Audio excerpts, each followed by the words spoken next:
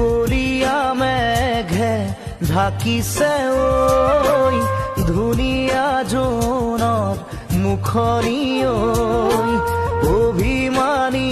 মন গুচাবলৈ কি জানো কৰোঁ